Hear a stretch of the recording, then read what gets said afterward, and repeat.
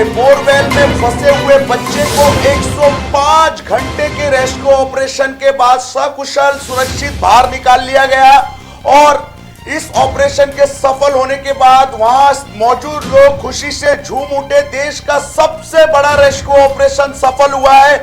जिला प्रशासन के नेतृत्व में सूझबूझ काम आई। मुख्यमंत्री भूपेश बघेल इस रेस्क्यू ऑपरेशन पर खुद निजी तौर पर ध्यान दे रहे थे। तो पिछले 4 दिनों से राहुल नाम का बच्चा इस बोरवेल में फंसा हुआ था और ये पूरे नेशनल मीडिया की सुर्खियां बनी हुई थी। आप दृश्य देख सकते हैं। राहुल को जैसे ही बोरवेल से बाहर निकाला गया उसने आंख खोल ली।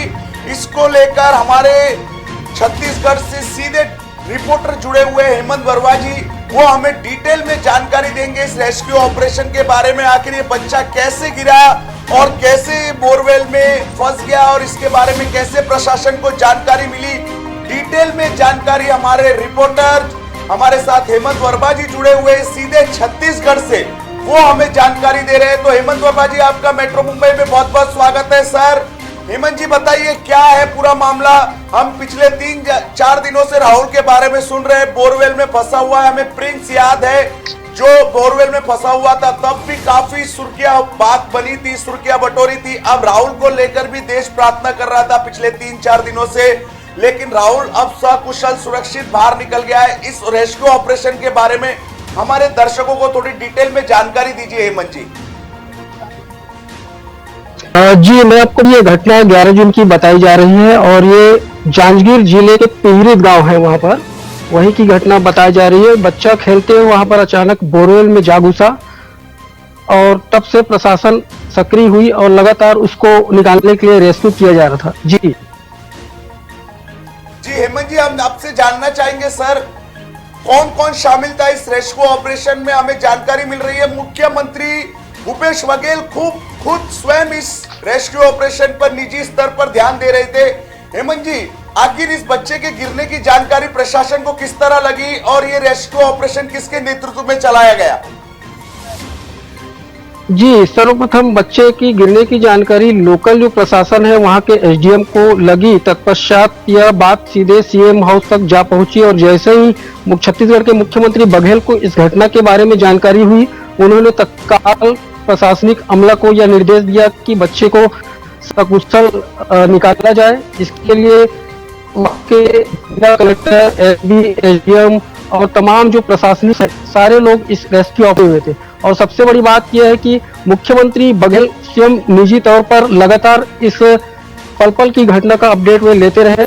यह मान के चले कि वह उसके निर्देशन में ही इस रेस्क्यू ऑपरेशन को अंजाम दिया गया। जी, ये बोरवेल कितनी गहरी थी हेमंत जी, इस बारे में थोड़ी सी जानकारी दीजिए हमारे दर्शकों को।